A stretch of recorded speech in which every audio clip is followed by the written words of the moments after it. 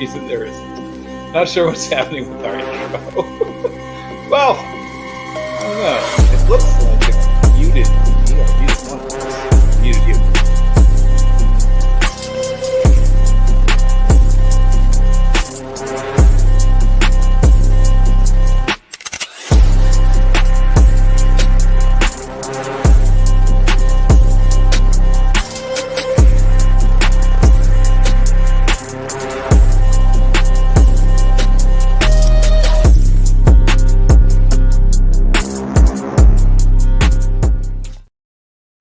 Well, that was fun. For some reason, even though I usually at about the 4-second mark hit that button, guess we had a little lag time. But nonetheless, here we are. We are 2/3 of the way through the college football season. Now the rankings actually mean something. All of the games mean something. Obviously, losses at this point in the season hurt you, paradoxically or unfairly, or however you want to think of it, way more than losing at the beginning of the season. So, quick fact or quick hint or tip, if you want to schedule a tough non-conference game, do it first week of the season. By week 8 or 9, people have kind of forgotten about it. So, don't, obviously you can't do anything about in-conference games. But speaking of in-conference games, we're going to talk, obviously, a bit about the ACC because Luke Winstel, who is a terrific, and I mean terrific source of information. Luke, of course, covers Clemson football for Clemson Sports. He also owns his own company, Winstel Media, and he's fantastic.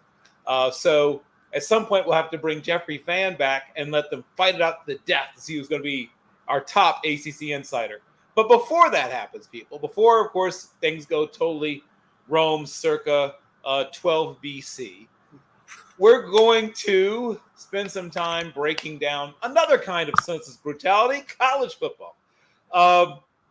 I am particularly interested in what we've seen with certain programs being exposed, unmasked, proven to be not quite sound. So we kind of saw USC coming. I don't think any of us were too surprised. I thought they might survive the Notre Dame game, but I had circled, as you remember, we talked preseason about Pac-12. I circled the Utah game. I said they're not going to beat Utah again this year either. I thought they might get by Notre Dame, but Notre Dame's defense, which had previously been kind of really impressed me and showed me something. And of course, Utah's defense was, Utah's defense. And USC's defense, more importantly, was USC's defense. But take me through the games that stuck to you from week 7, and then we'll start talking week 8. Yeah, I think you kind of have to start with USC and Utah. I forget exactly what I said. I think I had USC beating Notre Dame as well. I thought I had at least USC winning one of these two games going back to back. I thought the major challenge for them was going to be against Oregon and Washington, and quite frankly, that still may be the case. But with 2 losses already on the record, does it really matter anymore? I mean, they're virtually out of the college football playoff. I mean, there is a possibility if they win out and somehow win the Pac-12 that they could get in because of the quality of opposition. But quite frankly, I'm not even sure if they're going to respond to Cal, let alone be able to beat Washington and Oregon.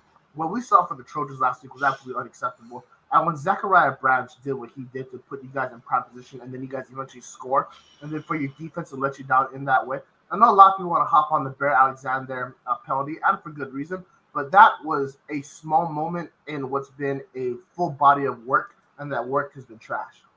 What we're seeing defensively from the Trojans has been absolutely unacceptable to FBS levels, let alone a Power 5 level. Alex Grinch is a problem, but he's not the main problem. Until USC, Lincoln Riley, and their NIL backing start investing in defensive players in the way that they do on the offensive side of the football, they're not going to be able to compete for a national championship. And we're seeing that week in and week out, especially with these past 2 weeks against Notre Dame and Utah. Kind of going across the country, another game that kind of stood out to me was Alabama-Tennessee. Now, obviously, remember that great game last year in Old Rocky Top, and now they're playing this year in Tuscaloosa. Tennessee jumped out to, I believe, a 13-0 start, and then Alabama came storming back in the second half. 2 observations I have from that game. Alabama is not going to be an easy out for any team as we head forward this year, and it's going to be really interesting when they go and play LSU. The second part is Tennessee, we need to ask, are they able to make second half adjustments? what we've seen in their losses this year, to Alabama and to Florida, even some of the other close games, especially the Texas A&M game, is that they don't really look that impressive in the second half for the most part. And that's something that we really need to discuss when we talk about how Tennessee looks to improve from here on out. The Vols are still a really good team. Nothing is taken away from that. I'm just saying that that's something that really needs to be observed. And the last thing that I just want to mention is kind of my own, I guess, kind of celebration. The UNLV Rebels were able to win a six-game last week on a last-second field goal. A back-and-forth game at Colorado State granted the first bowl berth since 2013. Right now, they're sitting at 6-1. The only loss being at Michigan in Ann Arbor. Um, they play a really, really tough opponent this week at Fresno State, which they're not favored in. However, if somehow they get past Fresno State, this could be a program that's on the verge of winning not only a Mountain West title, but we could see in an NY6 bowl game. They're just my non-Power 5 shout-out for the week. So those three games are something that I really want to highlight. Yeah. First of all, as you said, shout out to the Running Rebels UNLV, but also, even in that one loss, you could tell that this was a different program. This was not your slightly older brother's UNLV team or your cousin from 10 years ago UNLV team. This is a team that's going to be a contender in their conference for the foreseeable future, because you could see the depth of talent, you could see team speed, you could see size on the interior. That was very different from even 4 or 5 years ago. This team is recruiting better than ever. The last time I saw UNLV get really, really good players would be the John Robinson years, right? I mean, and that was before you were born. So it's been a minute, I guess, is what I'm driving at. And it is my sincere hope that people start watching. Obviously, I think the fan support, the local fan support has picked up, but I don't think the National College Football Alliance realizes what a good program UNLV is. This is I will say this once more, a very, very good program. And they definitely 100% bear watching. If you aren't watching UNLV, you should be. I thought when Doug Brumfield went down, it's like, oh, no problem here. You just roll out this. Is he a redshirt freshman? I guess he's a redshirt. Yes. This redshirt freshman who's an utter beast, who's like, I mean, I don't want to say Josh Allen because that's a bit of an exaggeration, but he's like best value Josh Allen. I mean, that guy is a big, strong athlete with a hose. That kid's got an arm on him. So I'm intrigued to see where that program's headed from now. Before we bring Luke on, anything else you want to hit on before we dive deep into the Atlantic Coast Conference? Yes, since we're going to be focusing on the Atlantic Coast, just want to do some little bit of tidying up here on the West Coast. There are three teams that I have grave concerns about that I want to mention real quick. Washington State. I initially wrote this season that Jake Dickert was failing. As the season went on, he was starting to prove me wrong, and then he's lost 3 straight. He lost to Oregon last week. He lost in a blowout fashion, 44-6 at home against Arizona, and then he lost pretty handily to UCLA in LA. It's been a really tough 3 weeks for them. Quite frankly, since he made his Lee Corso comment, he hasn't really recovered, and neither has the team. This is a team that's in a lot of hurt right now, and they need to find it within themselves to make a bunch of changes internally, or the AD is going to have to make some changes to that coaching staff. Second thing is the Hawaii Rainbow Warriors. They were predicted to be below New Mexico in the preseason Mountain West standings, and a lot of Hawaii fans, including myself, were outraged by that. We thought that was completely disrespectful, irresponsible. We felt that they completely underrated this Hawaii football team, and in reality, they were right. Hawaii got blown out by New Mexico in one of the most embarrassing games I've ever seen as a Hawaii Warriors football fan. Absolutely disgusting. I'm not saying fire a coach yet, which is pretty surprising for me, but I'm saying that we might have to start exploring those options. It's clear that this coaching staff is a little bit too young for a program with too many issues. I'm not really blaming them. Internally, the program has way too many issues for a majority of coaches to be successful. The main problem is that they had a coach that was successful there that wanted to come back in Drew Jones. They said no to him, and now they're dealing with the consequences. Hawaii needs a big turnaround immediately, or it's going to be over. And the last thing is that San Diego State needs to move on from Brady Hoke in one of the worst football games I've ever witnessed in my life. The University of Nevada, which was winless in this season, with a head coach that had 2 wins in his entire career previously, was able to beat San Diego State 6-0. It was a god-awful game, complete disgusting. Ever since San Diego has moved into the new Snapdragon Stadium, they've been awful. Brady Hoke has to go. The whole program needs a new vision. And once again, I'm not trying to be that guy, but there was no reason to move on from Rocky Long. Rocky Long is one of the best defensive minds in the country. He took San Diego State to multiple conference titles, multiple bowl game victories, and they're on the verge of national relevancy. For some reason, y'all decided to move on from a guy that consistently got you to the 9-10 win mark. Yeah, you guys did have that really good season a couple years ago, but you guys lost in the Mountain West Championship game to Utah State. You haven't really recovered since. It's time to move on. It's time to bring in a new face. And once again, make a call to good old Rocky Long. He may be in his 70s, but he still wants to coach. He's up at Syracuse right now. Yes, he is. Bring him back. Well, on that slightly weird note, because, yes, I'm a big Rocky Long fan. And I guess we are the club. It's you and I. But I'm going to bring on our guest. We are the Rocky Long. We are the Rocky Long Coaches Fan Club. Yeah, because who else gets excited about a 72-year-old car budget? The two of us. But with that very, very, very, very awkward segue, I'm very excited about our guest. He is terrific at what he does. He has a deep, speaking of Atlantic, a deeper than the sea floor, traveled by the mantis, knowledge of what's going on in Clemson and ACC as a whole. Ladies and gentlemen, and all the ships at sea, children of all ages, Luke Winstel joins us. Woo! Thank you. How are y'all doing? Oh, well, we're excited. This is the highlight of maybe not my entire life, but at least the last several days of my life. Very glad to have you here. Thank you. Honored to join you. So I'm going to start with where everything must start.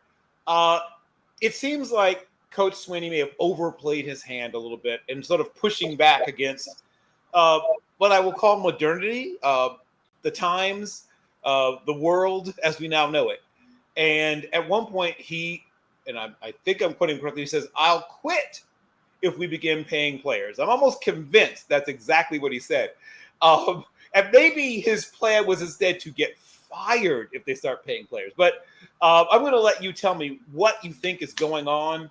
And I'm slightly exaggerating. I think this is a blip in a bubble. I think Clemson will go back to being Clemson. But I think they set themselves back a year or two. But I'm going to let you sort of tell me what you think is going on with the program. And am I right? Is it just a blip or is there more to it? For sure. We see that nowadays with the transfer portal, there's different ways to go with it. A lot of programs have kind of gone in the middle, but there's an extreme way to go, an extreme side to go on. Then there's a extreme the other way of you've got programs like what Deion Sanders has done and what USC has done in portaling players and countless others have gone into that. We're going to portal like crazy. That's maybe the number one way, or even competing with high school recruiting as being the top way of acquiring talent. So then you've got on the other side, you've got Clemson, who has portaled 2 players, and they've been backup quarterbacks that are not of consequence. It's Paul Tyson this year. Yep. You might see him take the field against, if there's garbage time against Georgia Tech coming up or those kinds of things. Like Paul kneel down Tyson, yes. Yeah, it's going to be those kinds of situations. So when you look at it, you say, okay, Clemson recruits well at the high school level.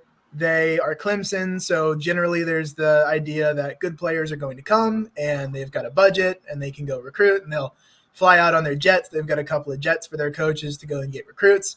And that in today's age only takes you so far. And it was a bit of an experiment of, hey, is Clemson doing it this way going to work? And for me, a decent bit of my responsibility at Clemson Sports Talk is covering recruits. So whether it's calling guys that maybe I can't go drive to and see, but a lot of the guys in the Southeast I'm seeing at some point in the cycle. And I've gotten to the point where now I'm asking, hey, do you care that they don't take guys to the portal, or what are your thoughts? And some of them appreciate it, but you're also looking at when you have a roster and you have a team like Clemson that is going to lose guys to the draft every year, especially defensively.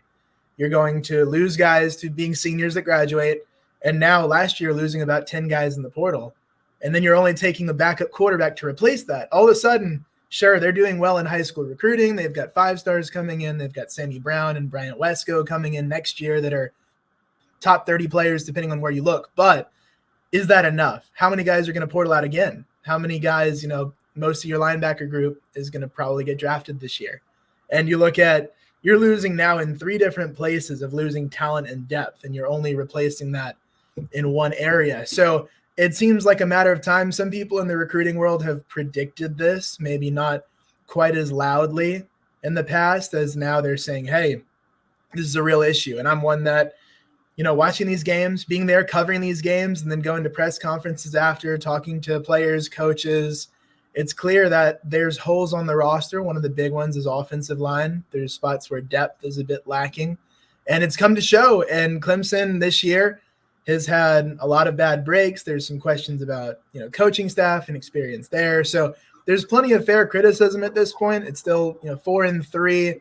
This week could be a bit of a turning point. Clemson has been, I want to say 33-8 after losses under Dabo Swinney. So generally they've rebounded well. And if they do rebound, if they do go 8-4 or 9-3, then the tune's a little bit better. But at this point in the season, it's, hey, there's a lot to be evaluated. And the portal approach is one of them. It's one that personally I would say, hey, there's talent that's exiting. It can't be a one-way lane.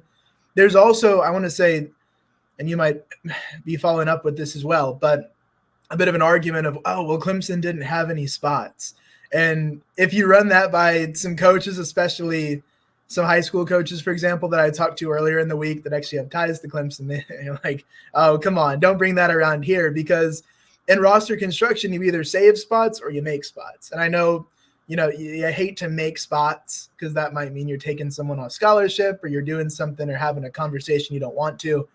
But for Clemson, there's things like having 3 kickers on scholarship and then still having really big kicking issues and having to bring a guy that is not even on the team and get him to come back, and the whole fiasco. I assume you might have heard some of those headlines earlier in the year, a guy that was in grad school lined up to take a job in New York, Jonathan White's, and those kinds of things to me in roster construction shouldn't be happening. And because of that, there are issues. That's where we are. The portal approach, those things can all change. And I think that Dabo Swinney is one that understood, hiring Brandon Streeter last year, that was a 1-year thing, didn't work out. He moved on. So I have to wonder how long it takes for them to get by all this and the narrative of Clemson not having spots. And I think a lot of it's really been more perpetuated by media than maybe Dabo. So that's more on the media side of things. But looking at that and saying, hey, maybe this needs to change too. If Clemson's going to be Clemson, you got to catch up. And this year might end up being what it takes. The losses, it's already 3. Maybe it ends up,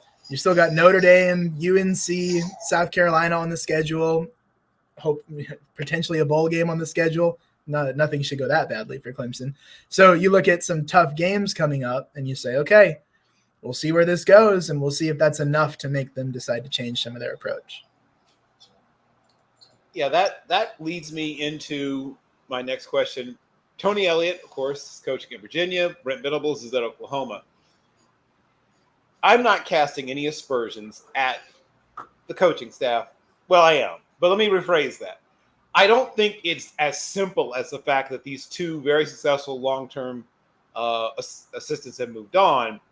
But I'm going to ask you to sort of evaluate where you think the coaching staff is in terms of stepping up to the level where they had, Broyles Award candidates pretty much perennially. And now I don't think their coaching staff as a whole is seen the same way. And you can either agree, disagree, or let me know if I'm wrong, why I'm wrong. Sure. Yeah, there's plenty of criticism of the coaching staff. I think that some of it can be fair. I'm not a coaching guru by any means. Like I'm not the big X's and O's guy. But what I can say is you're bringing in a lot of talent if you're Clemson. And you say, are the coaches making the most of that talent? And this is just an eye test thing. This is a personal, every single person's going to have a different opinion just based off how they see the game. To me, there are some position groups that I don't think are getting out of the talent what they should. And there's also some position groups where certain coaches on a college staff, I know you know this, but certain coaches on the staff are more responsible for recruiting than others. And maybe that's because of the position they coach, or maybe it's because of, this. But you have a few positions, for example, one of the big positions at Georgia for recruiting is their tight end coach at UGA. And Todd Hartley goes and gets these tight ends, but he's a big recruiting guy, and he's one that really moves the needle. And that's part of why he's such an important member. So at Clemson, one of their coaches that has been a great hire and has done a really good job is Nick Eason. He's on the Yep. defensive line, played at Clemson, played in the NFL. I'm sure you've heard the name. And Yep.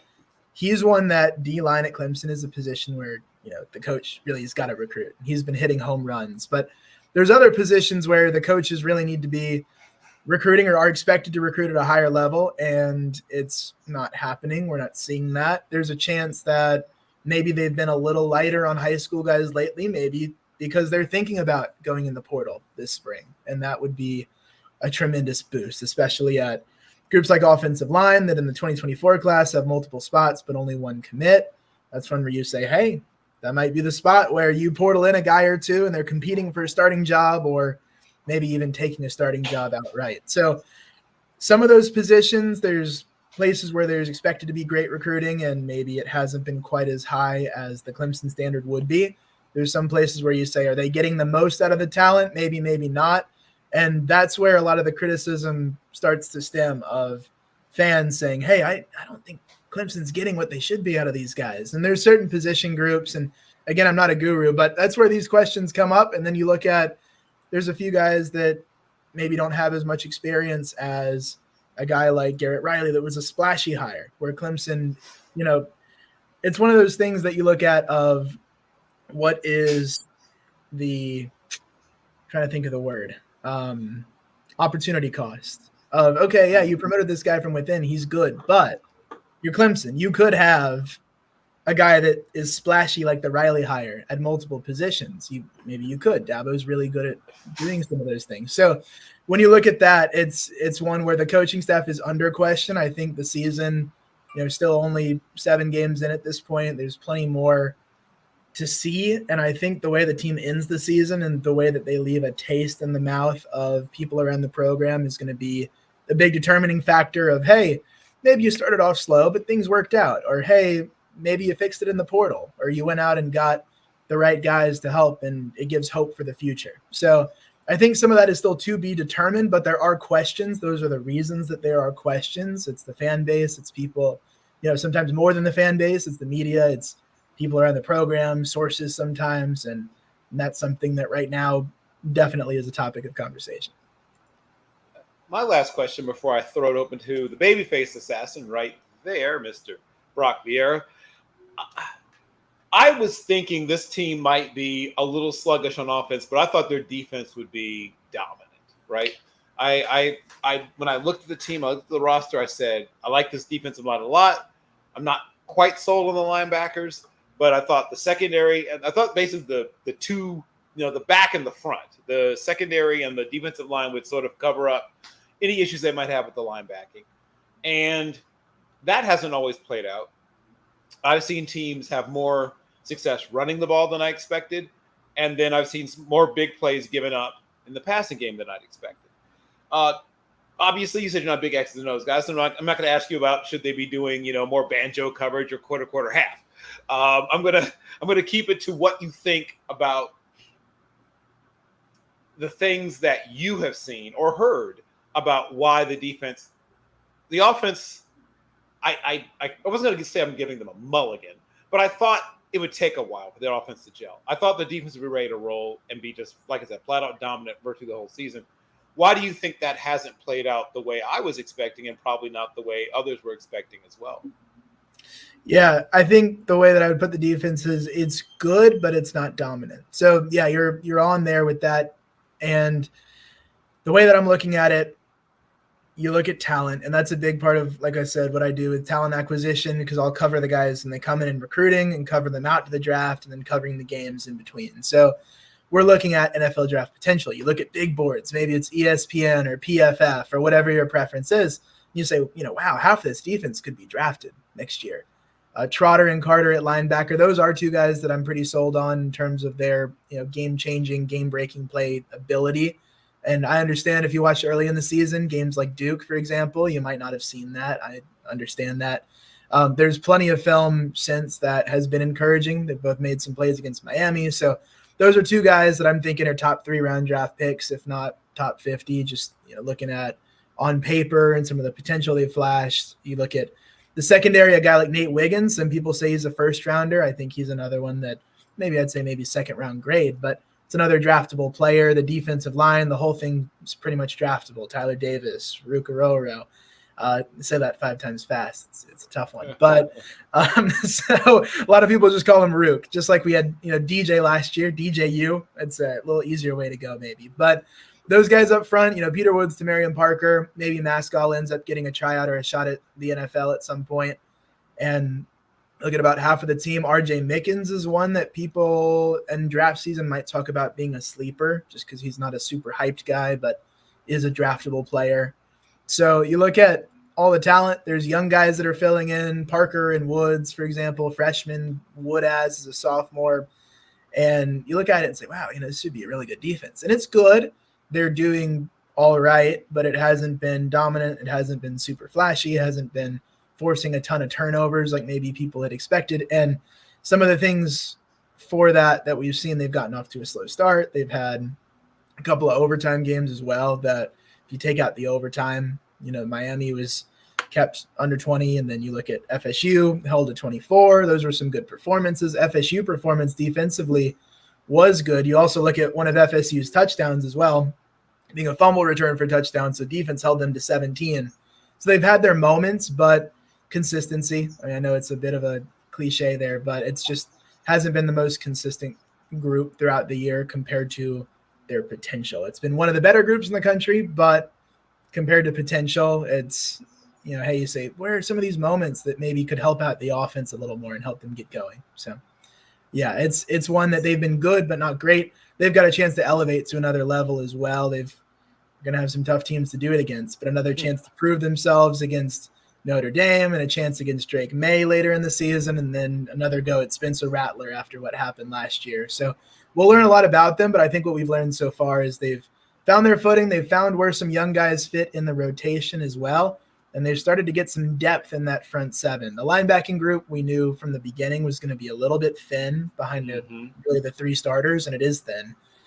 So it's one where you say, I can't really have an injury there. That'd be rough, and missing Trotter for a couple of games hurt. But up front, tons of depth, and that's a big positive as well.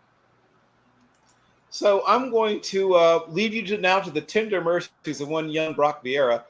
Brock, I'm sure you have some questions about the program, the season, and the future of the Clemson Tigers. I do. Dabo Swinney once upon a time said the phrase, football matters. My question is, does winning matter to him? Because that doesn't seem to be the case lately. Yeah, it's a tough question. So looking at the press conferences and the way that he's gone about things, it's almost like less is more. And some of the, after a loss, we hear a lot of talking. We hear some long press conferences, some long-winded answers. And some of those clips from press conferences obviously are being posted, and you say it and you're like, man, what is he saying? Like, this is a lot of either a lot of nothing or a lot of cliches. And there were a couple of moments throughout the year where you kind of turn your head and you're like, what was that? Like when he compared this team to the 2016 championship team. And that's a whole thing about context and that, but even when you put it in context, it's like, really, that's a comparison? Because to me, it's, this team's not nearly as good.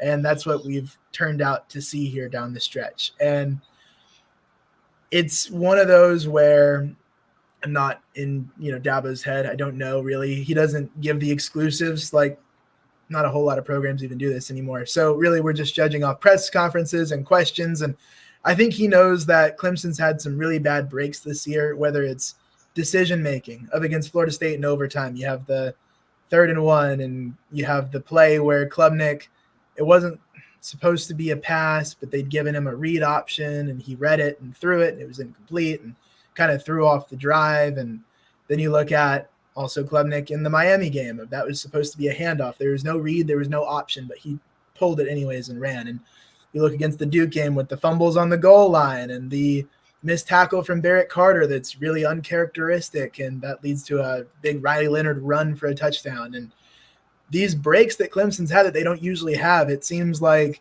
something's a little off with the way things have gone this year. But for Dabo, I think that the things that are going to fix the program are maybe not necessarily things that he can do in the season. There's things that maybe there's personnel changes or coaching changes or things that he's got to make happen. And I think right now in the season, it's just kind of okay, let's keep going. That was a tough break, and some of it gets a little dull. It gets a little repetitive, and I think to some people it can feel like he's lost his edge. I'm not ruling out that he has, but I just think that, at this point, the thing that will tell me is not necessarily his words in a press conference, but his actions as he looks to not just navigate the rest of the season, but navigate the future of the program when those decisions are made January, February, right after the season, right after bowl season. What does he do? Because if he doesn't do anything, that's where, to me, those questions become legit. But I think right now they made decisions, they've tried things, they've tried to do it their way.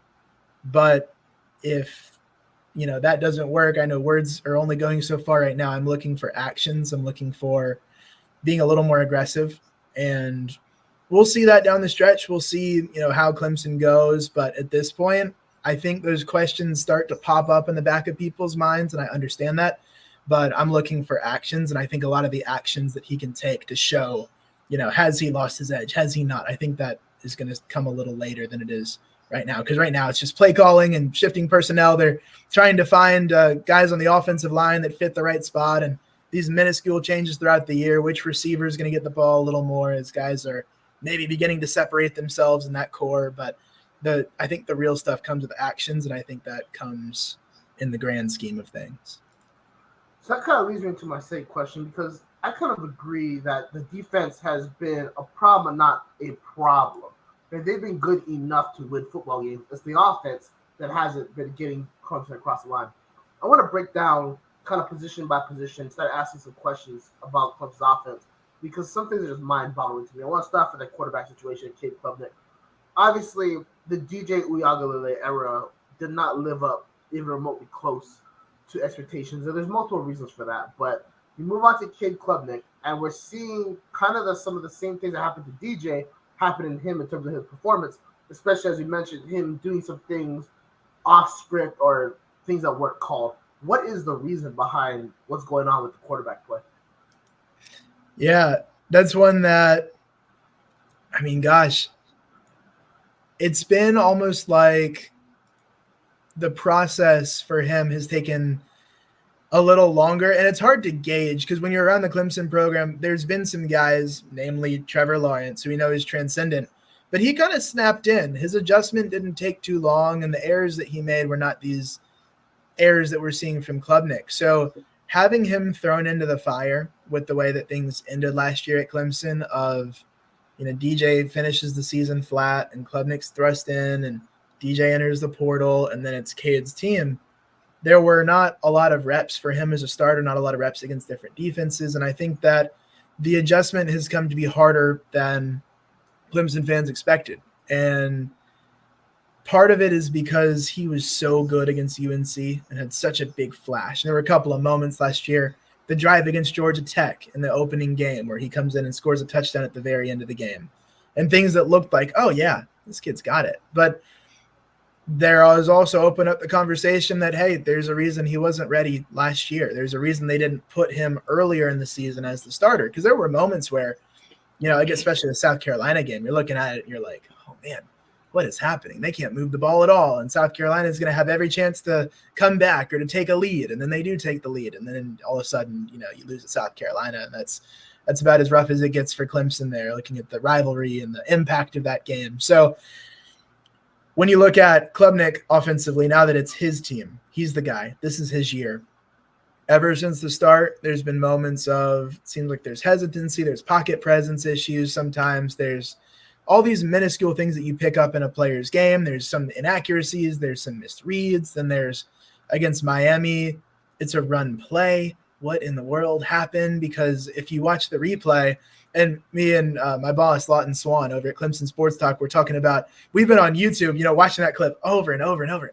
What was the deal? Because Dabo came out and said it was a run play. Cade came out and said it was a run play after the game. And by run play, I mean a handoff. There was no option for a quarterback keep. But, we're looking at what happened? Like, what goes through your head for that? And it sounds like it's, right now we're just kind of chalking it up to rookie mistakes as much as we can to try to stay positive. But there are some real errors. It seems like it's almost been a couple of steps forward, one step back. You see Cade, oh, okay, good. He's kind of nailed this, or he's got this. And the way he found Briningstool in the Miami game was awesome. Tight ends are always known as the best safety blanket for a young quarterback. And he used his tight end, and Jake looked like the type of talent that we knew he could be, somebody that has flashed NFL potential in the past. And all of a sudden you're saying, hey, that was good. That was a good step forward. He's using him. He's making him look good, and the receivers, and there's some guys making plays, and Klubnik nails a throw down the field to the middle of the end zone. And now you say, these are some good looking balls. But then at the end of that game, you're left scratching your head with a bit of a bad taste in your mouth. So it's inconsistency. It's the issues of having a young quarterback, but it's also some of it of just these inexplicable, like, what just happened moments kind of mess it up. Because he did begin the season, depending on who you ask, as a top 10 or top 5 in some cases guy in the Heisman odds. And part of it's just the prominence that comes with the position. But we've seen the flashes. But again, struggling for consistency, doesn't have a great supporting cast in terms of there's no alpha number 1 receiver this year. Nobody's really separated. And the offensive line has given a lot of trouble, I think, to Cade that is preventable if you had a strong unit, if you had a unit that would allow you to contend for a national championship. It's one that Tennessee exposed a good bit last year. And people that are criticizing the offensive line this year, if you look back at the Tennessee game and you say, oh, I should have seen that coming. It really, Tennessee gave them a lot of trouble, and teams have done that this year. So hasn't had a ton of help. The offense is supposed to be kind of run first, and that's supposed to help Cade, but the run game's tapered a little bit in the past couple of games. So plenty of issues there. And for him, it's just continuing to develop mentally. He's not there yet. He's not at the championship level, but he could be. He's got the potential. He throws well. It's just ironing out those things that come with throwing a quarterback into the fire in a program like Clemson that has a very critical fan base and very critical, generally critical media as well, of just everything is going to be analyzed and sometimes overanalyzed. And there's been some mental errors that have cost Clemson this year. He's admitted it. He's been accountable. He's done everything he needs to do. He's taken steps forward, but they're, 2 steps forward, 1 step back. It's the development of a rookie quarterback, and it's been compared somewhat reasonably to the development of Taj Boyd at Clemson. Dabo talked about there were moments where he thought Chad Morris was going to eat his headset when Boyd would make a mistake, because he would have those moments and then a big down or a big, missed read or something that really hurts Clemson. So it's a little similar to that of not all young quarterbacks take lumps like this, but Cade sure has, and I think it's making him better for it, and we're seeing what he's made of as he's going through this. Because if Clemson's going to get back to being an elite program, it's going to be through Cade Klubnik. So that's what it's going to have to be. He's thrown into the fire, and maybe it pans out, maybe it doesn't, but Clemson really needs it to. So the focus is continued to be on mentoring him and seeing how he comes along and how he rebounds to even more adversity. Maybe the most adversity he's faced in terms of being a starting quarterback. In high school, he was back-to-back state champion, and then in college now, starter, adversity. Let's see what happens. So it kind of leads me into my next segment, which is the receiver and offensive line positions. Since I've started following Clemson football, which was basically since Dabo Swinney's been the head coach, they have never produced offensive linemen that are NFL caliber on a consistent basis, if at all. They haven't been able to get a true top wide receiver since their last national championship appearance in January of 2020. Since guys like Justin Ross got hurt and T. Higgins left, I haven't seen any of those playmakers. What is the reason why Clemson has not been able to get talent at wide receiver positions recently and offensive line since ever? There's some thought that for Clemson, they've been recruiting guys, but it's one of the positions that I mentioned earlier of the development seems to have taken a step back. And this is a bit of a outside looking in. So we'll frame it this way, just like your question. You're still recruiting these guys. I mean, last year they brought in 2 4-stars and a high 3-star receiver. So you're getting talent. You're getting guys that are blue chip. This year they've got a 5-star and a 4-star coming in the 2024 class at receiver. So they're still recruiting. The recruiting is not really an issue. Some of the guys have portaled out. That's been one thing of you lost a guy like EJ Williams that maybe could have developed into a contributor. But there's been multiple guys that have come in lately that have been a 4-star or been a prospect that's in a top 250 list somewhere. And you're looking at it and say, oh, yeah, what happened to that guy? Dakari Collins, for example, he plays for NC State now, so he'll match up against Clemson tomorrow.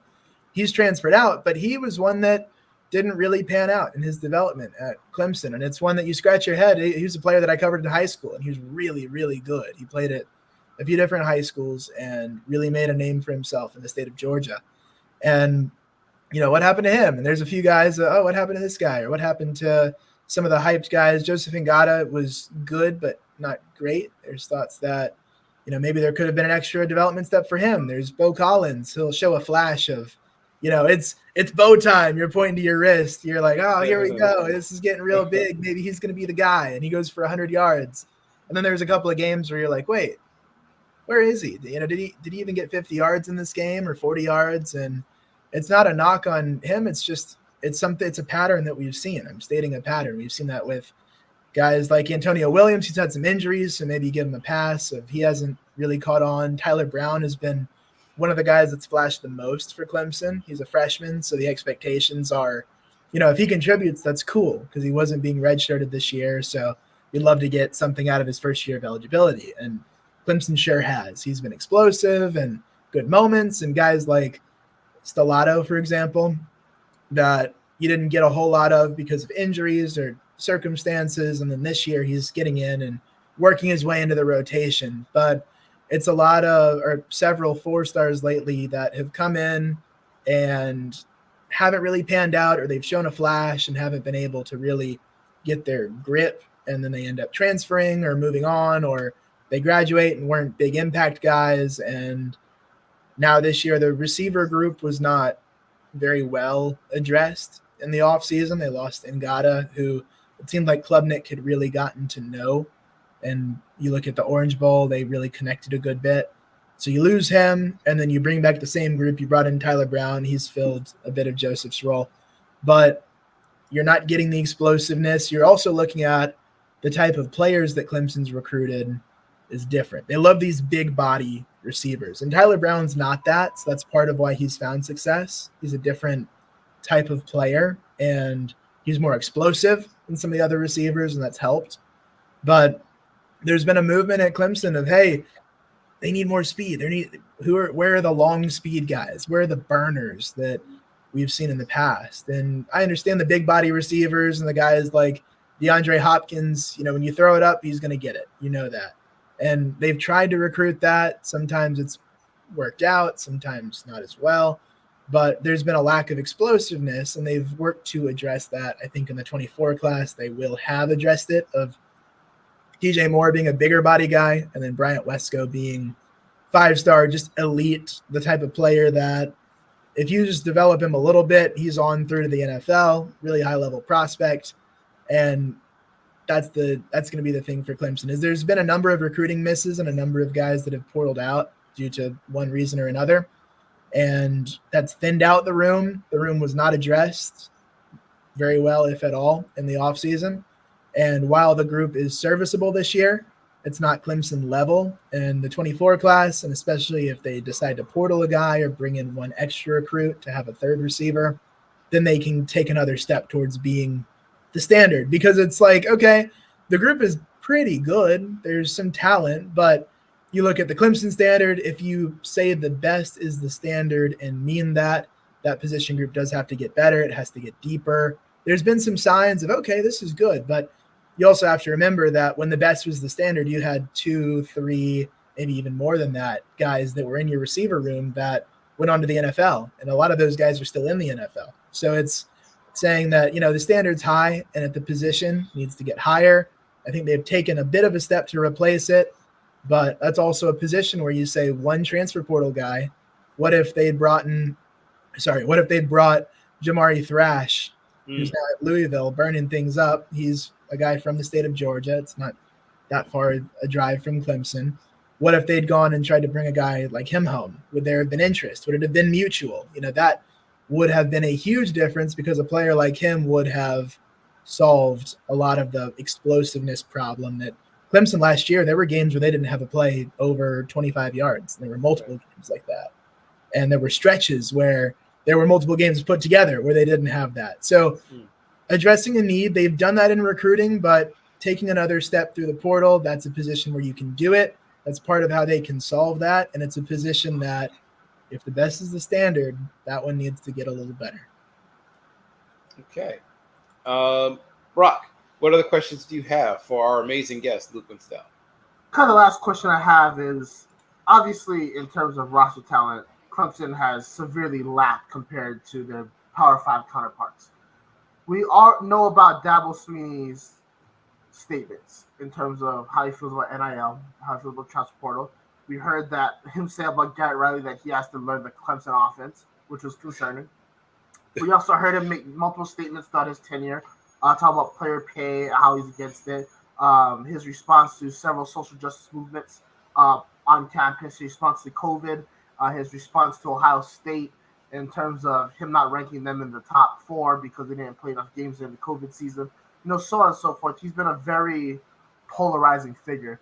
Do you believe that with everything he's done in the media, some of that has gone back on him negatively, and has that affected Clemson's ability to bring in and get commitments from top recruits? So in terms of his personality, some people ask me like, is he fake or is he this or that?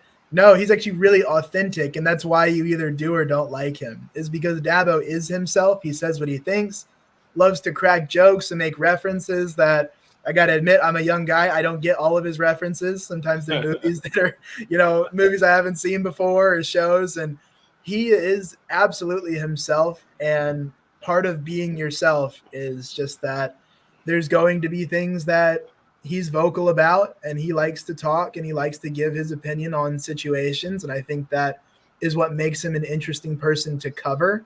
There's some things that he says and I say, oh, I can't get behind that. Or I'm like, oh man, I'm not sure how we're going to write this one or what we're going to say about this, and kind of think about it.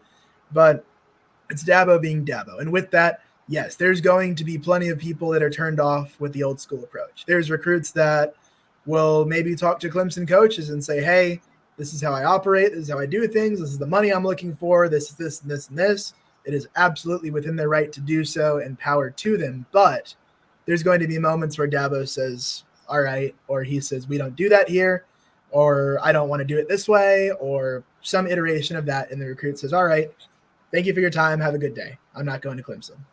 And I totally understand that. There's been moments, there's been times where, for example, Clemson does not allow players that are committed to visit another school. It just does not happen. There are other schools that do that as well. They're not the only one, but there was a time where Clemson lost a 4-star receiver commit last year because he wanted to visit another school. Clemson said, you can't do that if you're committed. And he decommitted and then visited that school he wanted to visit, and that was that. He committed. So Clemson has actively lost talent because of Dabo being Dabo, or his ways, or his policy, or Dabo not wanting to offer guys until the June after their sophomore year, with very few exceptions. And those exceptions are only by a couple of months ahead of that. So like May 31st, June 1st is a big offer time for Clemson. They offer late. They'll get involved in recruitments late. There's things that plenty of people take issue with of, hey, Clemson didn't believe in me early, or they just waited for me to blow up. And plenty of these practices, I've heard plenty of things. And yes, it does hurt their ability to get talent. But Clemson, and their perspective is that they want a very specific type of player. They are looking for people that fit the culture. And because of the way Dabo set up the culture, that's how it is. They're looking for people that fit into and buy into the way that Clemson presents themselves in the present. And there's a number of recruits that fall in love with Clemson. I tell people there's something special about it. I didn't grow up a Clemson kid. I wasn't really that into Clemson until, end of Deshaun Watson and into Trevor Lawrence era, because those were guys that grew up close to where I did, and guys that, were around playing high school football when I was in high school, and they were in similar classifications. So I didn't grow up in the culture, but as soon as I got into it, as soon as I was reporting and driving up there, especially the past couple of years, there's something special about it. People fall in love with it. Not everybody. It's not for everybody. Dabo's culture is not for a number of recruits and the way they operate nowadays. And the thing about Clemson is that's okay with them. They'll take it at this point. And there's things that they can change, small things without changing the culture. And we've mentioned and talked about some of those, but they are how they are. They're maybe in some ways a little stubborn. They're in their ways. It's worked for them in the past. They think it will work in the future. Maybe it will, maybe it won't. We'll find out. But yeah, I actively have seen that the way they operate does limit their recruiting. They know that. It's not a surprise to anybody. But to them, it's our guys are our guys. They're with us. They've got, I want to say, 17 commits right now, and it's still a top 20 class, even though they haven't filled out their board yet. So they've got their guys, their type. Clemson has a type. There's no doubt. And because of that, that's the way they are. They're very set into it. And that's just how it's going to be for the foreseeable future, unless Dabo does one of those, we're going to revamp our policy because things have fallen off a little bit. And I just don't really see that major sweeping change in terms of the recruiting process changing. Maybe there's a portal process that changes and those kinds of things. But in the high school recruiting process, I think their way of vetting players, finding players, figuring out which players are for them, which players they want, I think that generally will be consistent moving forward in the near future here. Perfect. Last question is, as ludicrous as this may be to say, with the high demand for success at Clemson, is Dabo Swinney's seat warmed? Has his seat warmed up a little bit, or is he still very secure in his position as head coach? No, he's about as secure as it gets. Last year signed a 10-year, $115 million extension. I think that Clemson is experiencing a downtime right now. I think there's changes to come. Just like last year, we said, hey, this is a tough year. There's changes to come. They bring in Garrett Riley.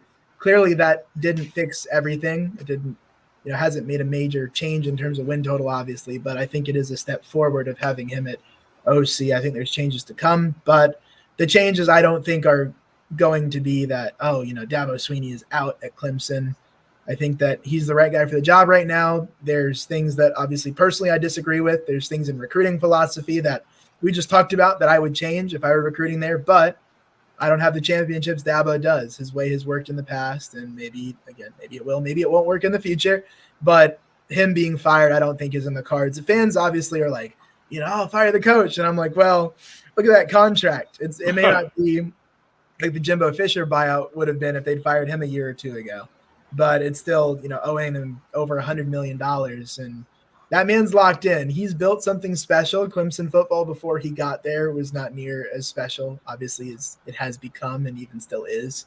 So, yeah, I think Dabo's pretty safe. I think it would take a lot of years of 7-5. It'd take a few years of that or worse to get him out, because I think as long as he's winning 8, 9, 10 games, and he's got a chance to – still has a chance to win 10 games this year. I know it's really wishful thinking. It's not something that I'm trafficking in saying, but he could finish out 9-3, win a bowl game, and get his 10th win and do it again and have another 10-win season. It's still possible. So with those things on the table and the chance of Clemson can make splashy hires and can get splashy recruits, and because of that, I think he's real safe. And the Clemson culture is one that he's put into place. He's determined and defined what Clemson football is and what it looks like. And even with the 3 losses and a couple of those losses being a bit uncharacteristic, it's one that, he'll work to overcome, and he'll have the time to work to overcome that. And that brings me to my final question. You set up the segue perfectly, like you're a plant. So well done. You just said there's a path to 10 wins. I want you to now make that path. Explain to all of us, Block and I, and of course, everyone who's watching, who, people out there, you said there are people out there saying 7-5 and stuff like that. I also agree. I don't think they get to 7-5. 9-3, I want to hear it. Tell me how they get to 9-3. Yeah, I mean, I'm not saying I believe it. So we're going to flip the optimistic switch on. I'm going to take the optimistic here because I usually try to sit somewhere in the middle. I would say, hey, this looks pretty 8-4 to me this year. Maybe they get one good, maybe they beat UNC and lose to Notre Dame or vice versa. First things first, NC State tomorrow at 2:00. It'll be on the CW network, which is a little uncharacteristic for Clemson. They're not used to, fans are not used to, oh yeah, we'll go to our game on CW. Right before Gossip Girl, kids. Yeah. So that was a weird anecdote that we've seen since that game time was announced, I guess, last week. But it's a winnable game for Clemson. NC State is not a team that you can overlook no matter who you are. They can be sneaky. They can be sneaky good. They've got, I believe, Conception, a freshman receiver that has really had a good year. So first things first, it's a winnable game. It's a bounce-back game for Clemson. Get-right game, if you will, even though getting right against NC State is, Dave Doran's teams are not the easiest to do that. But we'll say, okay, you get that. Clemson's a more talented team. Okay, right. We'll go with that. So that's the reasoning there. Then Notre Dame, Clemson, it's in Death Valley. They don't lose in Death Valley. Notre Dame's really good. The thing that in that game, that could end up being a defensive matchup. Clemson's defense, when they've played good offenses this year, has played well. It's almost like sometimes they maybe play up to their competition and they play their best against the best competition. We saw that against Florida State before Nate Wiggins got hurt. Keon Coleman, who even covering Clemson, he's a guy I say, I just love to watch him play. That's just how it is. He was available in the transfer portal, Luke. Mm-hmm. Oh, yeah. And we've talked about that on some message boards up in Clemson. You know that. So guys like Keon Coleman and Johnny Wilson did not have a big day against Clemson. Their bigger plays came when Nate Wiggins got hurt and Clemson had to bring it back up and shift things around. And those guys did what they should against the backup corner. Needless to say, Clemson's defense only allowed the 17 points in regulation to Florida State's offense. That's a point of pride for them. And they've had some moments where against good offenses, they've done that. So there would be the chance of the defense does enough to keep the Notre Dame offense close. And even though Clemson's offense likely will have trouble with a good Notre Dame defense, there's a chance that Clemson at home, it's been a big advantage in Death Valley in the college football playoff era for Clemson. A good trivia question for you is name the quarterbacks that they've lost to in Death Valley. So that's always a fun one to pop in there. But to get back on track here, you have to get your defense to hold Notre Dame to where at the end of the game in the fourth quarter, it's down to Cade Klubnik, it's your time to shine. Can you have a signature game kind of like DJ did his freshman year against Notre Dame? You're looking for one of those moments. And if he has that moment, maybe you eke out a win. Maybe it's like a 17-14 or 21-17. Lower scoring, probably under 20, gives Clemson a chance. Somebody get Minnesota and Iowa on the line because apparently they showed up in an ACC game. Yeah, and that's the thing. So Notre Dame, Clemson is one that's obviously the toughest one to be like, I see that as a Clemson win. They can win it. They have talent to hang in there with Notre Dame. But sure, at this point, you say, hey, I've seen some issues in Clemson. So that's the hardest one to say. Then Georgia Tech, Clemson. Clemson's the more talented team. They're at home. That should be relatively straightforward with respect to Georgia Tech. It's a program that's maybe finding their feet. They seem to be good for one or two upsets every year in the ACC.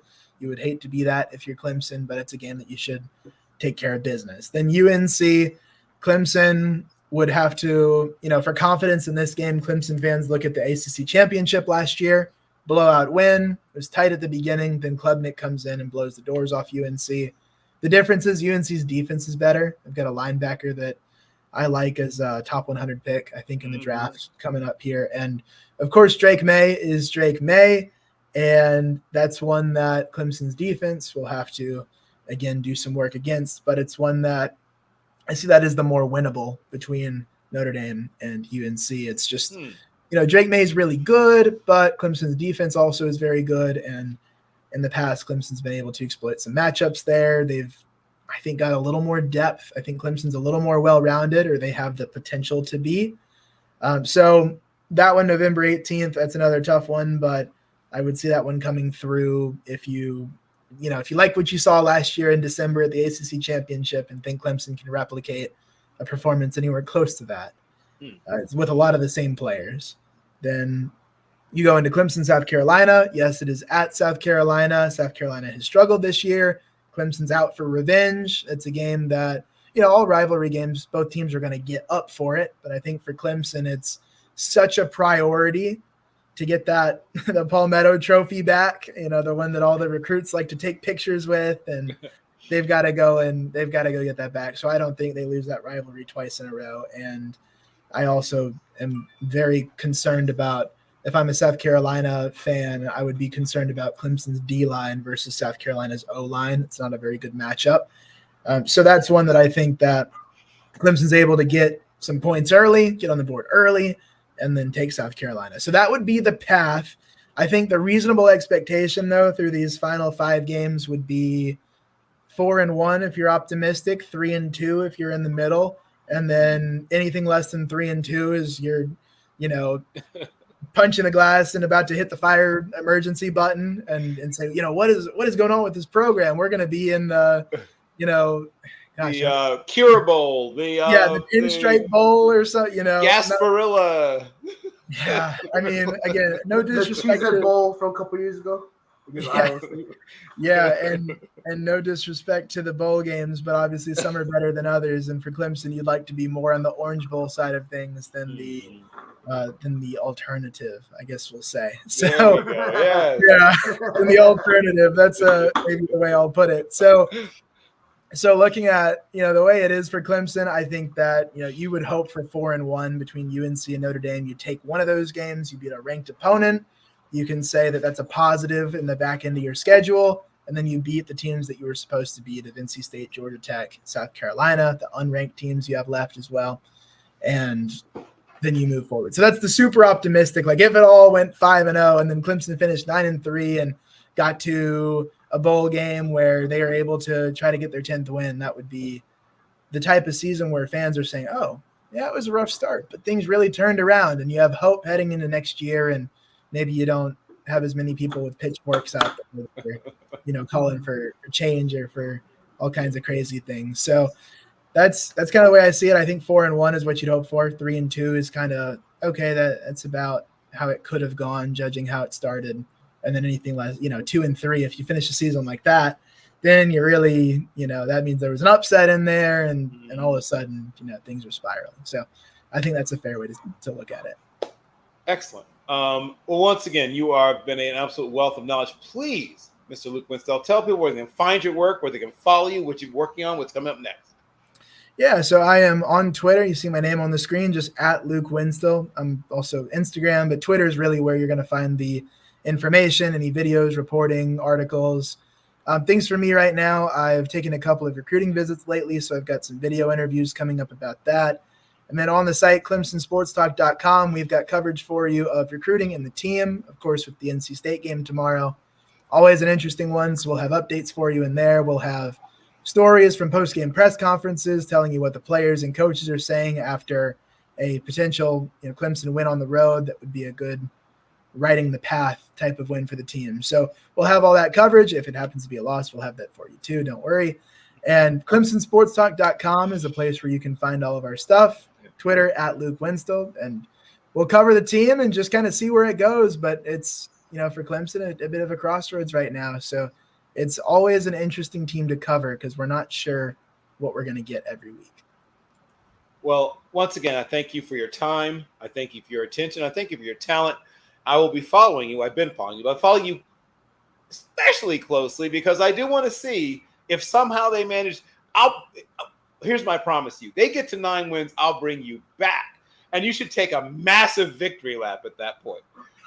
So I'll give you a good just 5 to 10 minutes. If you have a dance you'd like to do, you can do the dance.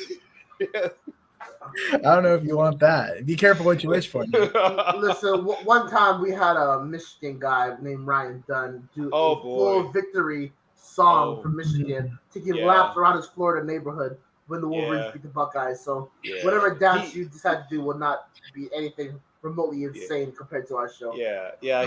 He actually switched to like his phone and had a flag in his hand and was running. He did have a flag on a pole. and Yeah. it looked like he could have been an Olympian if it just wasn't a random neighborhood in Florida. Yeah. So the bar is set fairly low, is what we're telling you, Luke. So if you do decide that you would like to engage in a little, like I said, a little lappage of the victory, we're here for it. We encourage people to gloat. Why? Because it's so easy to be wrong, and everyone pounds on you when you're wrong. So if you would like to take a little, do donuts in the parking lot, if indeed you make it to 9-3, you have an open invitation to come and get your gloat on. Well, thank you. I really appreciate you having me on, Bill. Brock, thank you for your time. Always great to join you. My pleasure, sir. We will look forward to seeing your coverage. Thank you. So, Brock, before we close this out, there's a few more games I want to talk about, a few featured matchups. Obviously, in the Pac-12, as it goes not too gently into that good night, there's some really good Pac-12 games this week. The Pac-12, once again, we talked about this, like, how ironic. What a swan song. But I guess, got with a bang, Pac-12. Tell me about some of your favorite games from the Pac-12, and I'll hit you with some of my favorites as well. Okay, so please give me.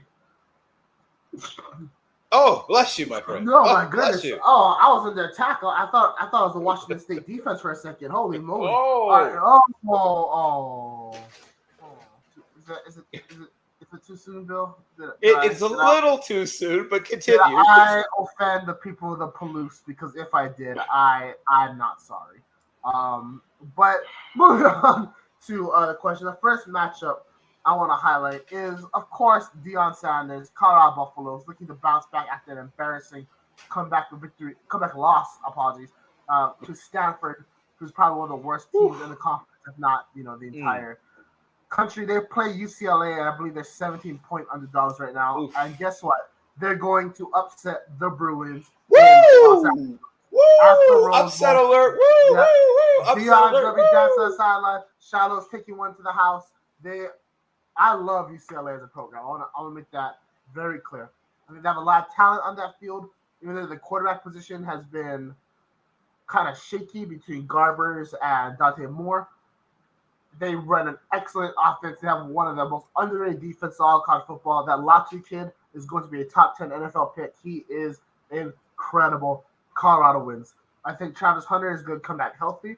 I think it's going to open up the offense for Xavier Weaver and Jimmy Horn Jr. to kind of get their one-on-one matchups that they prefer.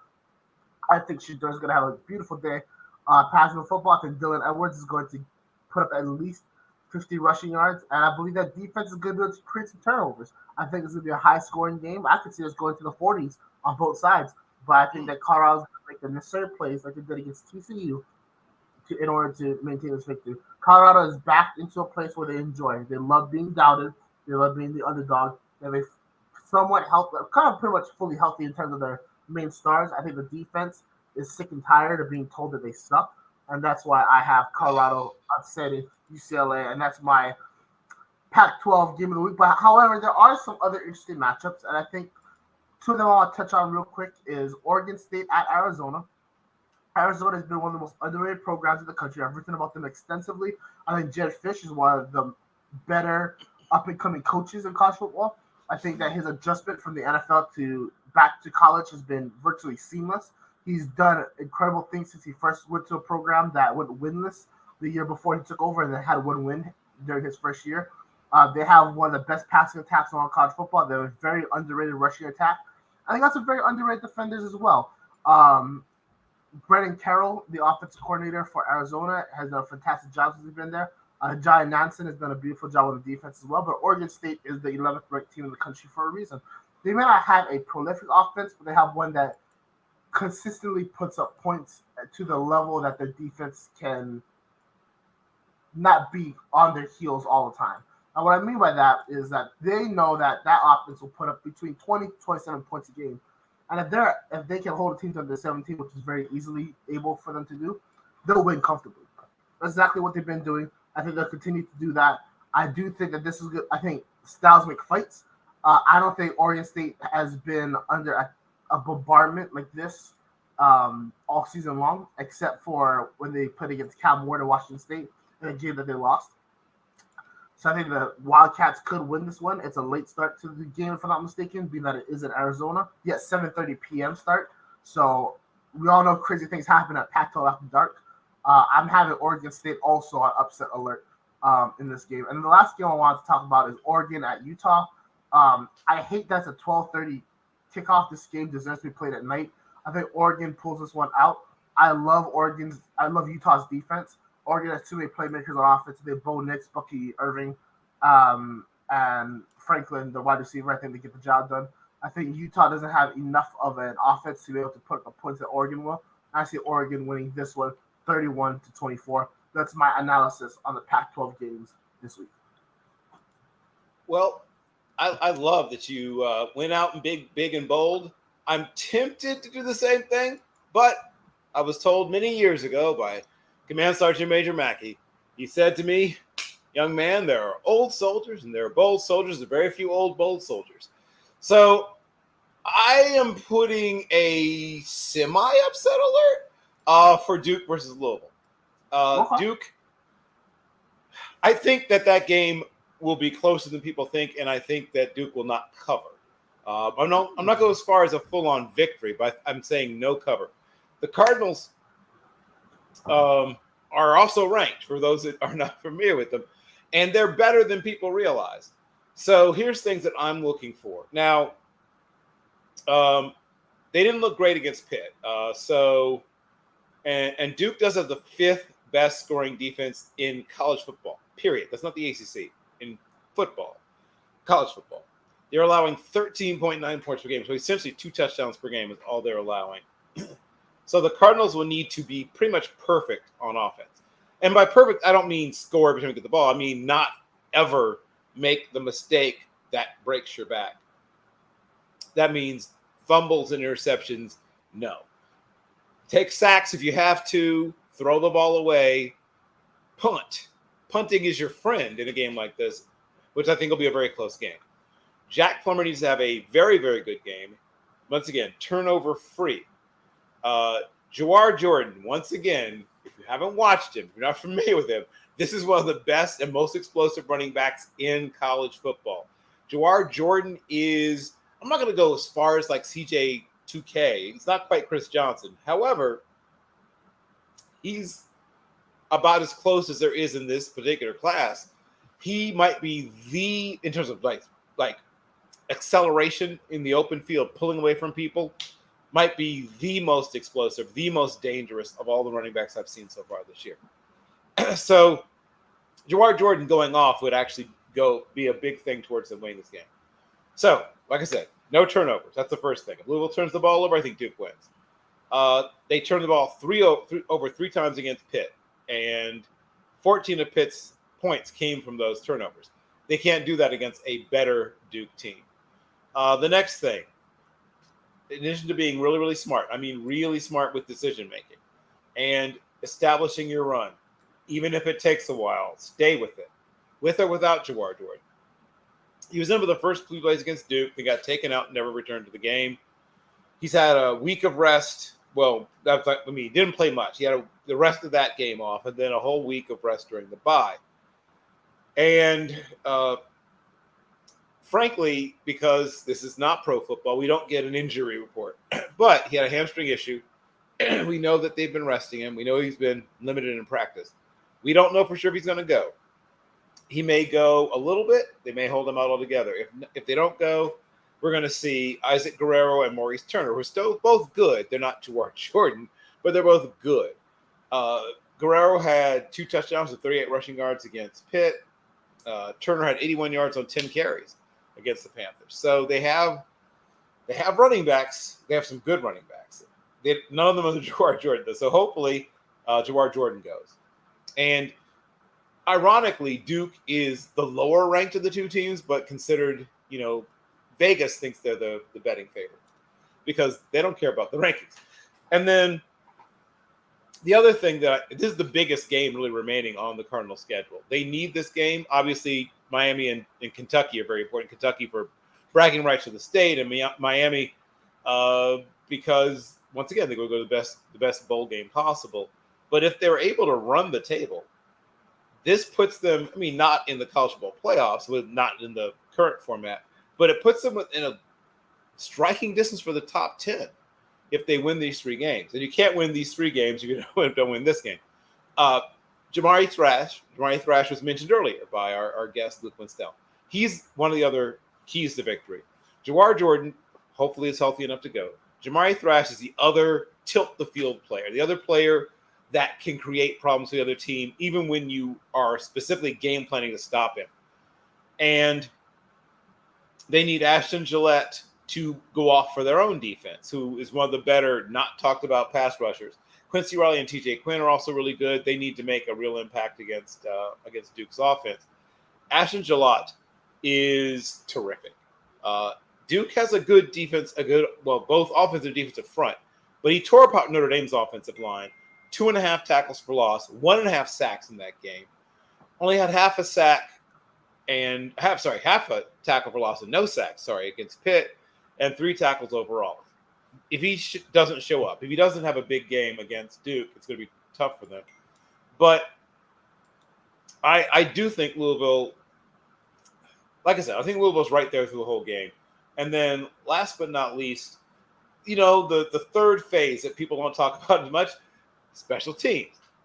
They need to win the special teams battle. They need to have their field goal kicker be better than Duke's field goal kicker. They need to have their punters and people covering their punts be better than Duke's special teams. They need to get those hidden yards. If they're able to do that, get those hidden yards, if they're able to, even if they don't get a lot of big plays on offense, if they're able to avoid the big mistake on offense and prevent big plays on defense, I think they win this one. Moving on, South Carolina and Texas A&M. That's going to be an interesting game. Yes. And I'm really fascinated by this game for several different reasons.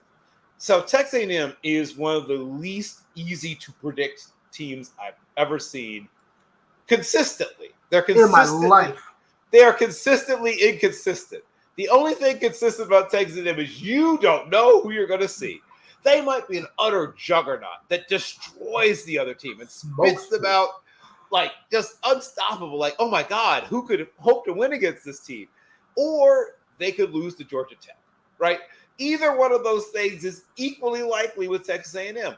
You have no idea who this team is from one week to the next. They could lose to Vandy. They could lose to Stanford. They could lose to Akron. There's nobody. That's the thing. They're one of the few teams in college football that can literally beat any team in college football or also literally lose any team in college football. And it's almost equally likely. I do not like trying to predict anything about Texas A&M, so I'm going to be very cautious here too. They are coming to Kyle Field, and Brock has said some very unkind things about the Texas A&M culture and things that go on there. I will not touch on any of those things because I am not a fan of getting hate mail. But it is a difficult place to play football, and I will leave it at that. And Colts are a difficult place. The Gamecocks did win their last season, but the Aggies have dominated them there historically, winning 9 in the prior games. It's become a bit of a rivalry. I mean, not a top rivalry like they are with some of their Texas schools and things like that, and obviously not like Clemson, South Carolina, but it's become a rivalry game. After the finish that South Carolina had last year, hopes were high that they'd be able to compete for a top bowl game, maybe even win the East. But 2-5 and 3 state losses say no to that. However, if there were a time for them to beat a team they had no business beating, this feels like that time. I'm not going to predict that they beat Texas A&M. I think Texas A&M does win this game. But I will not at all be surprised if it look terrible, even if they win, or if they manage to find some way to lose this game. And I promise you, if they don't win this game, it's because they really helped. Players to watch out for. Well, Xavier Leggett is one of the top receivers, bar none, in all college football. However, and of course, because there's no need to disclose injuries, all we know is it's an upper body injury. He may or may not be able to show up. But what we do know is that 9 players are injured and 3 have already been ruled out. And we don't know the status, like I said, of Xavier Leggett. If he doesn't show up, even if he shows up, he's not able to play at a high level. That's it. That's it for South Carolina. They Spencer Rattler, who a lot of people were saying was back, back-ish. I mean, 11 touchdowns, 5 interceptions. He is still a guy who can make big plays, but their main issue is running the ball. Their passing attack is fine, but they are 124th. I'm going to say this one more time. There's 132, I believe now, FBS programs, if you count James Madison, which is in its transition year. And James Madison runs the ball way better than South Carolina, but they are 124th in rushing yards per game. That's not good. Disgusting. Despite Texas A&M's best efforts, I still think it's a 10-point win for Texas A&M, even if they show up and just, do whatever, which, like I said, is always a chance that they show up and don't look great. I'm going to hit a last two. BYU and Texas, another fascinating game. Obviously, as Texas has talked about, they still have nightmares about what Taysom Hill did to them. Well, luckily, Taysom Hill is a 30-year-old or 31 or 30-year-old man, which he almost was in college, but they don't have to worry about him anymore. But these are two good teams. BYU is currently unranked. Obviously, that could change if they win this game, but they're 6-2 in a good program. Sorry, 5-2 in a good program. Texas is 6-1 and ranked number 7 in the country, and of course needs this game, at least in part because they want to claw their way into the championship picture. And obviously, a loss means that they're done, but a win gives them a chance to still get there. So, the BYU, of course, is now a member of the conference. It still feels weird to say that, but they're 5-2, 2-2 in Big 12 conference play. They've beat Cincinnati and Texas Tech. They are a solid underdog, but they are 4-1 against Texas. Let that sink in, kids. They are 4-1. The quarterback question, of course, is that will Quinn Ewers be able to play? My guess is no. He had a grade 2 AC sprain, which means even if he does play, it'll be difficult for him to throw the ball with a lot of zip. And that's kind of his whole thing. Malik Murphy has suffered him in the past, and he's a really good athlete. Obviously, it means that they'll have a slightly different game plan, more run heavy, and when they do throw the ball, probably be shorter passes. Something else about the Big 12, which BYU is in, as I keep having to remind myself. They have an offense that averaged 301.9 yards per game, which sounds like a lot to realize they're last in the Big 12, and also scoring 27.6 points per game, which would be good in other places, but not very good in the Big 12. And 91.3% of their trips to the red zone. So that's the good thing, right? Their red zone efficiency is high. They're third in the conference in that. So they need to, get in the red zone a lot, since big plays is not really their calling card. And once again, they want to slow the game down. Not really a surprise.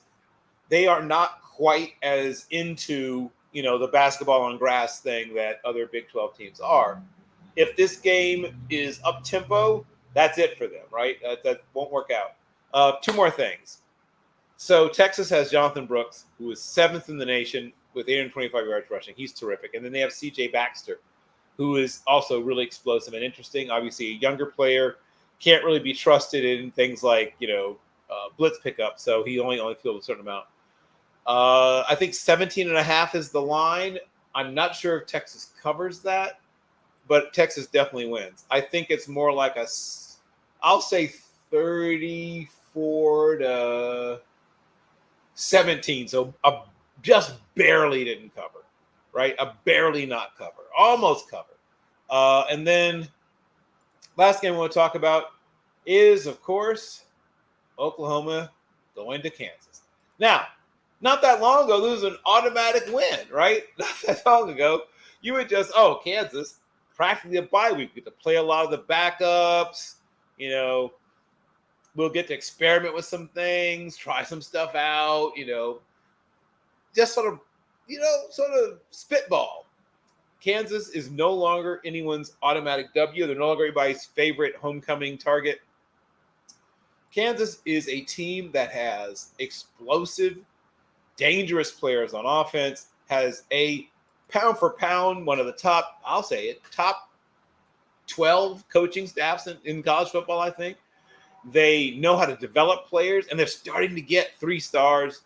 And occasionally and now they're running for 4 stars, right? Which would have been, once again, unthinkable just as few as 5 or 6 years ago. They were a program that was literally sometimes losing players to some top FCS programs, and I'm not exaggerating when I say that. They would be matching up against, North Dakota State sometimes for players, and North Dakota State would win. So this is a big, big, big deal for them. If they win this game, one, obviously that really hurts the so far undefeated Sooners and their chances to make the college football playoff, but also it really, really, really, really, really would put them back once again. The Jayhawks are 5-2, 2-2 in conference. That gets them to 3-2, puts them in a really good spot to go after a really good bowl game, but also once again helps them in the recruiting battles. So, and if you care about stuff like this, their last true road game for Oklahoma was way back September 23rd when they beat Cincinnati. They are 2-0 against the spread, 3-0 if you count neutral site games. The Jayhawks dropped 39-32 against Oklahoma State in a wild one. I think I picked Oklahoma State to win that game, if memory serves it correctly. I think we might have both. I know I did. I think we might both have. It felt like one of those games where Oklahoma State might even be the better team, but find a way to win it. And I feel like we're going to see Oklahoma. I'm going to take the under, which is funny to say, but 65.5, which isn't a crazy number from the reach, but I think it's going to be the defenses are going to be better than people think in this game. I think that the line of this is only 9.5, which tells you how much more respect people have for Kansas than they used to, because this would have been, a 30-something point spread, just as, like I said, 6-7 years ago even. So the UCF Knights showed some weaknesses that Oklahoma has. And while I do think Kansas loses this game, I'm going to say that Oklahoma does not cover 9.5. I think this is more like a 34-30 or maybe 34-20 or 27 kind of game. I think Kansas shows up, makes this a really tough game. And I think it's a game I'm interested to see a few things. And Kansas is an interesting team to me on a lot of levels. And like I said, I love their coaching staff. I think it's one of the best. And I think that they have 2 interesting quarterbacks, right? 2 really fascinating quarterbacks. They have a really young starter. Jalen Daniels is still 20 years old, despite the fact he's a multi-year starter. Will probably come back next year and will leave, as a 21-year-old senior, which is fascinating, like I said. And Ollie Gordon is one of the best players who's not talked about that much in the Big 12. He racked up almost 300 rushing yards in the win over West Virginia. He's been the player of the week in the Big 12 3 times. And so Oklahoma State, showed you something when they showed up. And like I said, did what they did to Kansas. Kansas has to clearly not play like that in terms of, what they allow in the run game. And Jason Bean, who I called the Walmart version of Robert Griffin III of RG3, is once again a guy with tremendous track speed and a decent throwing arm. He can throw the ball. He needs to have the game of his life, basically. He's in his 4th consecutive start. He's been getting starters reps. Jalen Daniels sadly still has this back issue. It may cause him to miss most, if not the rest of the season. It's a tough situation to be in. Obviously, it hurts your passing game a little bit, but it helps your running game a little bit because Bean is just so explosive as a runner. And Daniels has just been, beaten up pretty good this year. One last thing on Jason Bean. While in high school, he ran a 10.36 100-meter dash. That makes he's not just one of the fastest players on Kansas' team. He's one of the fastest players in all of college football. If they can craft some things package-wise that get him on the go in space, Oklahoma can be hurt by mobile quarterbacks and just by speed, period. Once again, UCF has a mobile quarterback and has speed and gave them trouble. So I think they keep it close. Brock, any last words you want to say to the people before we close this sucker out? No, I completely agree with everything you just You need said. to unmute yourself, young man. Can you hear me now? Can you hear me now? Or something. Can you hear me? Well, I'm going to assume that Brock is telling people to watch more Hello? Hawaii football. Hello? And he's Hello? I'm going to try to read his lips. Hello? Oh, and UNLV is really good this year. Yes. Hello? Make sure you watch UNLV and Hawaii because, well, Hawaii's not that good, but you should watch them anyway because they can use support. UNLV, however, is really, really good. And watch them just for pure enjoyment, not just because we told you to. And I'm going to check on Brock one last time. And any Hello? no? Yes?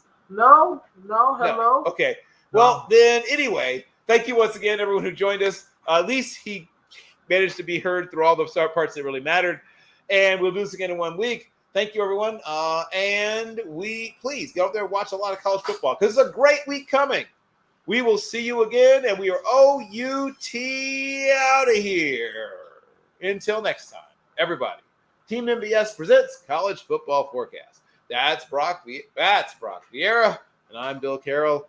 And we do this because we love it. We hope you do too. And